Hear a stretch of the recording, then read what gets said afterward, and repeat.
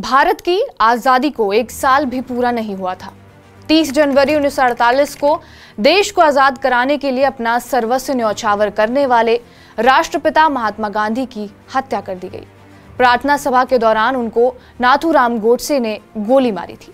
राष्ट्रीय स्वयंसेवक संघ यानी कि आरएसएस के सदस्य रहे गोडसे के इस कृत्य के चलते तत्कालीन गृह मंत्री सरदार वल्लभ भाई पटेल ने संघ को देश के लिए खतरा बताते हुए इस पर बैन लगा दिया था।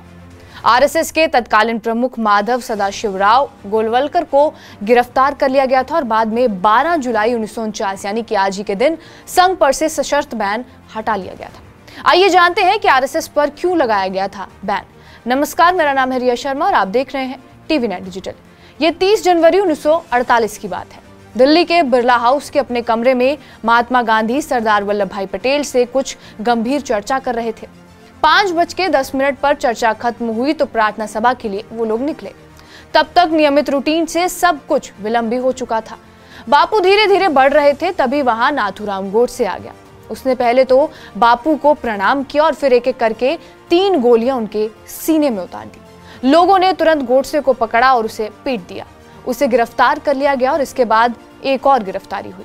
महात्मा गांधी की हत्या के बाद आरएसएस के तत्कालीन सर संचालक गोलवलकर को भी गिरफ्तार कर लिया गया, जिसके बाद 4 फरवरी 1948 को राष्ट्रीय स्वयंसेवक संघ पर बैन लगा दिया गया। तब ये कहा गया था कि अपने आदर्शों के खिलाफ जाकर आरएसएस ने अवैध हथियार इकट्ठे किए थे और हिंसक गतिविधियों में ये शामिल रहा। महात्मा गांधी की हत्या और राष्ट्रीय स्वयंसेवक संघ पर बैन लगाए जाने के करीब 1 महीने बाद तत्कालीन गृह मंत्री सरदार वल्लभ भाई पटेल ने पीएम पंडित जवाहरलाल नेहरू को 27 फरवरी 1948 को एक चिट्ठी लिखी। इसमें पटेल ने प्रधानमंत्री को जानकारी दी थी कि संघ का बापू की हत्या में सीधा हाथ तो नहीं है, पर इतना जरूर है कि महात्मा गांधी की हत्या पर ये लोग जश्न मना रहे थे। सरदार पटेल के अनुसार राष्ट्रपिता की हत्या में हिंदू महासभा के धड़े गुट का हाथ था। हालांकि कुछ महीनों बाद ही संघ प्रमुख गोलवलकर को छोड़ दिया गया, लेकिन आरएसएस पर बैन जारी था। इसको देखते हुए गोलवलकर ने पंडित जवाहरलाल नेहरू को पत्र लिखकर संघ से बैन हटाने की मांग की। इसके जवाब में पंडित नेहरू ने लिखा था कि ये पूरा मामला गृह मंत्री सरदार वल्लभ भाई पटेल के जिम्मे में आता है, और जिसके बाद गोलवलकर, सरदार पटेल, श्यामा प्रसाद मुखर्जी और पंडित नेहरू के बीच इसको लेकर कई पत्रों का आदान प्रदान हुआ।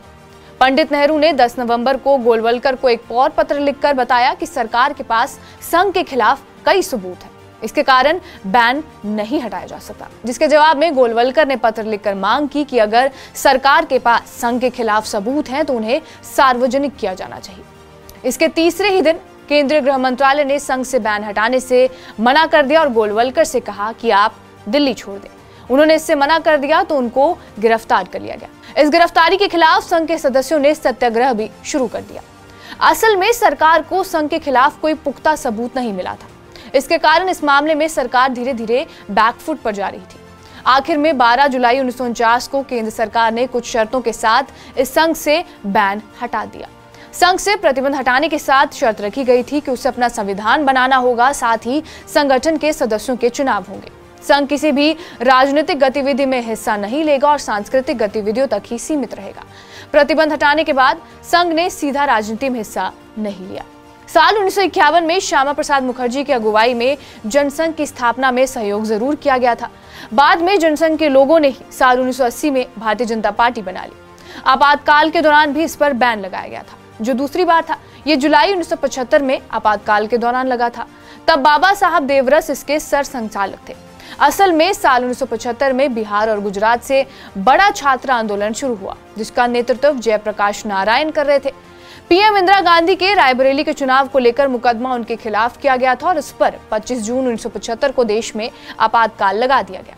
विपक्ष के नेताओं के साथ ही बाला साहब देवरस भी गिरफ्तार कर लिए गए और 4 जुलाई को इस संघ पर बैन लगा दिया गया। आपातकाल के बाद बनी जनता पार्टी की सरकार ने इस पर बैन हटाया था। इसके अलावा अयोध्या में विध्वंस के बाद भी इस पर बैन लगा था। 6 दिसंबर 1992 को अयोध्या में बाबरी मस्जिद ढा दी गई थी, तो देश भर में हिंसा हुई थी। इस विध्वंस में भाजपा और विहिप के साथ ही आरएसएस का हाथ होने का आरोप लगने लगा। इस पर प्रधानमंत्री पीवी नरसिम्हा राव ने अगुवाई वाली तत्कालीन केंद्र सरकार के साथ यूपी समेत 4 राज्यों में भाजपा की सरकारों को बर्खास्त कर दिया। साथ ही 10 दिसंबर 1992 को आरएसएस पर बैन लगा दिया गया। हालांकि पुलिस की जांच में कोई सबूत नहीं मिलने पर 4 जून 1993 को सरकार ने ये बैन हटा भी लिया। बहरहाल, आपका इस वीडियो पर क्या कुछ कहना है हमें कमेंट बॉक्स में जरूर बताएं। बाकी देश और दुनिया की तमाम बड़ी खबरों के लिए बने रहिए हमारे साथ TV9 डिजिटल पर।